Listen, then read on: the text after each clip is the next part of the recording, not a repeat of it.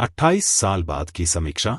Danny Boyle की white uncle sequel में जोडी कॉमर और आरोन टेलर जॉनसन उनके सर्वनाशकारी गेम चेंजर के लिए नए चेहरे। अल्फी विलियम्स और राल्फ फियनेस भी मरे हुए फ्रैंचाइज के इस नए संस्करण में अभिनय करते हैं, जिसमें निर्देशक और पटकथा लेखक एलेक्स गारलैंड फिर से साथ आए हैं। 2 दशक से थोड़ा ज्यादा समय पहले निर्देशक डैनी बॉयल और पटकथा लेखक एलेक्स गारलैंड ने ज़ॉम्बी सर्वनाश वाली फिल्म 28 डेज लेटर के अपने गतिशील पुनर्निर्माण से दर्शकों को डरा दिया था। उच्च तीव्रता वाली नेलबाइटर और तीखे राजनीतिक रूपक के रूप में 2002 की यह फिल्म 21वीं सदी की सबसे प्रभावशाली हॉरर फिल्मों में से एक है। उस्ताद के प्रति ऋण स्वीकार करते हुए इसने जॉर्ज ए रोमेरो की भारी भरकम लाशों को धूल में मिला दिया, जिसमें तेजी से चलने वाले मांस खाने वाले लोग थे जो दुनिया के बाकी हिस्सों से अलग थलग पड़े तबाह ग्रेट ब्रिटेन पर झुंड की तरह उतरे।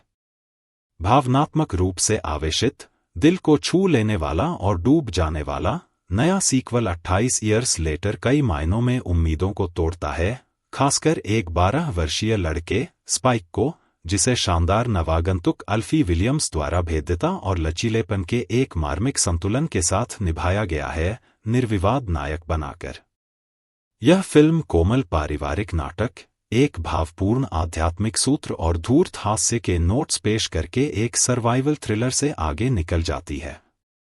एक शेल गैस स्टेशन जिसके प्रतिष्ठित चिन्ह पर एस गायब है, एक अच्छा स्पर्श है, जैसा कि हैप्पी ईटर नामक एक संलग्न भोजनशाला है। एक नियोजित त्रयी का यह पहला भाग दर्शाता है कि बॉयल और गारलैंड के पास अभी भी दिल दहला देने वाले आतंक के लिए बहुत सारी नई प्रेरणाएं हैं। जबकि निर्देशक ने बार-बार 28 डेज लेटर को ज़ॉम्बी लेबल से अलग रखा है, उनकी रोमांचक नई रेज वायरस किस्त न केवल उनकी अपनी पिछली फिल्म के साथ बल्कि रोमेरो की डॉन ऑफ द डेड और येओन सांगहो की ट्रेन टू बुसान जैसी अन्य शैली की फिल्मों के साथ भी एक लीग में है। जुआन कार्लोस फ्रेस्नाडिलो की 2007 की अगली कड़ी 28 वीक्स लेटर की घटनाओं को छोड़कर गारलैंड की स्क्रिप्ट ब्रिटिश अलगाववाद पर एक मनोरंजक कटाक्ष के साथ शुरू होती है, जिसमें कहा गया है कि वायरस को महाद्वीपीय यूरोप से वापस यूके मुख्य भूमि पर सीमित करने के लिए भेजा गया था। यह एक तरह से रिवर्स ब्रेक्सिट की तरह है, द्वीप को अवांछित संक्रमितों से भर दिया और ब्रिटेन के लोगों को खुद की देखभाल करने के लिए छोड़ दिया। उनके तटों पर यूरोपीय सैन्य नौकाओं द्वारा गश्त की गई। प्रस्तावना में एक अपमानजनक नस भी है, जिसमें छोटे बच्चों का एक समूह दिखाया गया है जो अगले कमरे में वयस्कों से आने वाली चिंताजनक आवाजों को अनदेखा करने की कोशिश कर रहे हैं, जबकि वे टेलेटुबीज एपिसोड देख रहे हैं। वे बकवास करने वाले जीव अपनी स्थिर मुस्कान, खाली आंखों और पेट में धंसे टीवी मॉनिटर के साथ किसी के लिए शिशुसुलभ पोस्ट एपोकैलिप्टिक ह्यूमनॉइड्स का अजीबोगरीब विचार हो सकता है। जब संक्रमितों का एक उन्मादी समूह, जैसा कि वायरस वाहक सामूहिक रूप से जाने जाते हैं, दरवाजे से घुसता है और चीखना शुरू होता है, तो डिप्सी, लाला, पो और टिंकी विंकी की वीडियो छवि खून से लथपथ हो जाती है।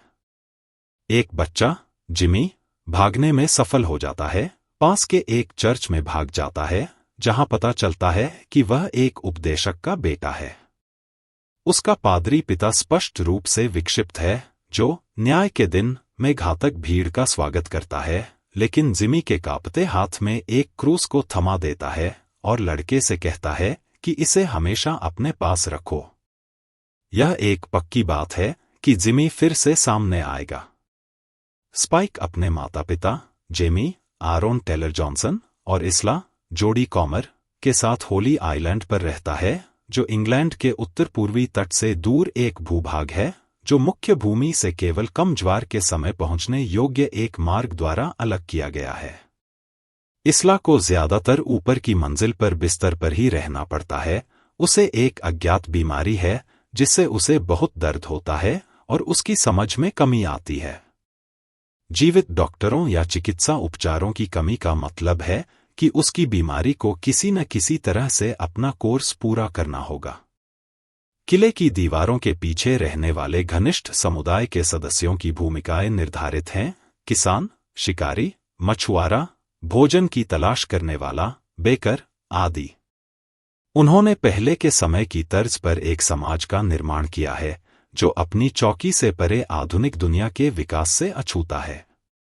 इस संबंध में बॉयल और गार्लैंड ने नए अध्याय को ब्रिटिश लोक हॉरर की छाया दी है, एक पहलू जो मध्ययुगीन काल से लेकर WWII तक के इतिहास में इंग्लैंड को युद्ध में दर्शाने वाले फुटेज के आवेशन द्वारा बढ़ाया गया है।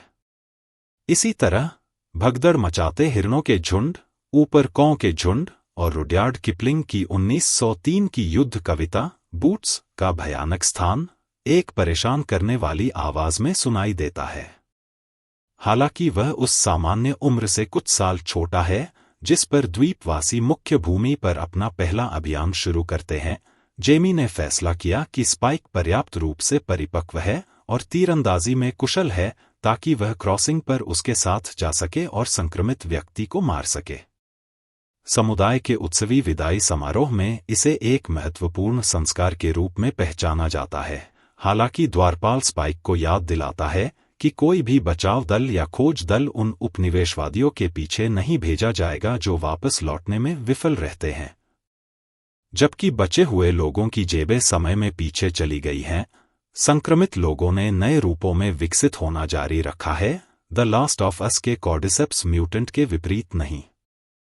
मोटे, घोंघे जैसे जमीन पर रेंगने वाले जीव जिन्हें स्लोलो के नाम से जाना जाता है, मांसल, विकृत धब्बे होते हैं जिनके नीचे का हिस्सा चिपचिपा होता है और जो विचित्र बोटेरो मूर्तियों की तरह दिखते हैं।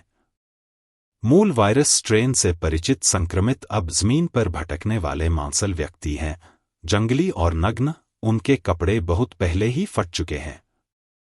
सबसे खतरनाक हैं विशालकाय बरसरकर, जिन्हें आमतौर पर अल्फा के नाम से जाना जाता है, जिन पर वायरस का स्टेरॉयडल प्रभाव होता है जिससे वे पीड़ितों के सिर फाड़ सकते हैं और उन्हें उनकी रीढ़ की हड्डी से घुमा सकते हैं। यहाँ मुख्य नमूना MMA फाइटर ची लुइस पेरी द्वारा अभिनीत एक विशाल जानवर है जिसकी क्रूर ताकत उसकी चालाकी से मेल खाती है। उसके लटकते हुए लिंग का जिक्र करना तो दूर की बात है, एक कृत्रिम लिंग जो पिलियन में अलेक्जेंडर स्कार्सगार्ड के लिंग से टक्कर लेता है। शुरुआत में सब ठीक चलता है जब जेमी स्पाइक को हरे भरे जंगलों और खेतों से गुजारता है, उसे याद दिलाता है कि उसे सिर या दिल पर निशाना लगाना है। लड़का जल्द ही अपना पहला शिकार करता है, एक स्लोलो में एक घातक तीर लगाता है। दृश्य का सबसे दिलचस्प हिस्सा संक्रमित लोगों के बीच पारिवारिक समूहों के बनने का सबूत है। पास के स्लोलो की शोकाकुल चीखें क्षेत्र के अन्य संक्रमित लोगों का ध्यान आकर्षित करती हैं, जो एक सुरम्य पहाड़ी की चोटी पर खुद को स्थापित करते हैं और अल्फा के हमले के संकेत की प्रतीक्षा करते हैं। वह शानदार लंबा शॉट एक क्लासिक अंग्रेजी देहाती दृश्य है। इसकी देहाती शांति को खतरनाक बर्बर लोगों द्वारा तोड़ा जाता है जो पिछली सहस्राब्दी के शरणार्थियों की तरह दिखते हैं। जंगल के माध्यम से उड़ान कई रोमांचकारी दृश्यों में से एक है जिसमें संक्रमित लोग जेमी और स्पाइक के पीछे पड़े हैं और उनके तीरों को निशाना बनाने से पहले ही उन पर तेजी से हमला कर रहे हैं। वे एक परित्यक्त फार्म बिल्डिंग में शरण लेते हैं और अगली सुबह कम ज्वार आने तक अटारी में छिपे रहते हैं। रात के दौरान स्पाइक को दूर से आग जलती हुई दिखाई देती है, जिसे जेमी कुछ भी नहीं समझकर अनदेखा कर देता है। होली आइलैंड पर उनके रोंगटे खड़े कर देने वाले वापसी के बाद होने वाले जश्न में स्पाइक अपने पिता के उल्लासपूर्ण झूठ से परेशान हो जाता है, जो भीड़ को अपने बेटे की वीरता के झूठे वृत्तांत सुनाता है, जबकि हमले के दौरान डरपोक लड़का इतना डर गया था कि वह किसी काम का नहीं रहा। अपने पिता की बेईमानी के बारे में यह भ्रम तब और बढ़ जाता है जब वह जेमी को एक युवा ग्रामीण महिला के साथ सेक्स करने के लिए पार्टी से चुपके से निकलते हुए देखता है। और भी अधिक तब जब पुराने समय के पारिवारिक मित्र सैम, क्रिस्टोफर फुलफोर्ड उसे बताते हैं कि उसने जो आग देखी थी वह संभवतः डॉक्टर केरसन, राल्फ फियनस द्वारा जलाई गई थी, जो अपने विलक्षण तरीकों के लिए जाने जाने वाले एक पूर्व चिकित्सक हैं। जेमी का कहना है कि केरसन पागल है, लेकिन स्पाइक को अब यकीन हो गया है कि वह झूठा है। अपने पिता के साथ एक तीखे टकराव के बाद स्पाइक अपनी मरती हुई मां को द्वीप से निकालने के लिए एक विकर्षण की व्यवस्था करता है और डॉक्टर की तलाश में खतरनाक ग्रामीण इलाकों में यात्रा करता है, जिससे उसे उम्मीद है कि वह उसे ठीक कर सकता है। स्पाइक और उसकी मां के बीच का बंधन फिल्म का दिल बन जाता है, जो इस्ला के भ्रम से और अधिक प्रभावित होता है, जिसके कारण वह लगातार अपने बेटे को अपने दिवंगत पिता के साथ भ्रमित करती है। लेकिन वह अपने दिमाग की धुंध के माध्यम से प्रकट होने वाली एक करीबी कॉल के दौरान अपनी मातृवृत्ति को जगाने के लिए पर्याप्त रूप से मौजूद है। जबकि बोर्ड भर में कास्ट ठोस है और टेलर जॉनसन अंधेरे समय में एक प्यार करने वाले पिता और पति के संघर्ष को व्यक्त करते हैं, कॉमर फिल्म का स्टैंड आउट है। इस्ला धीरे धीरे और सूक्ष्म रूप से मुख्य भूमि पर अपने गंदे, बीमार रूप से बदल जाती है और अधिक सुंदर हो जाती है, जैसे कि वह प्रकृति से शक्ति प्राप्त कर रही हो।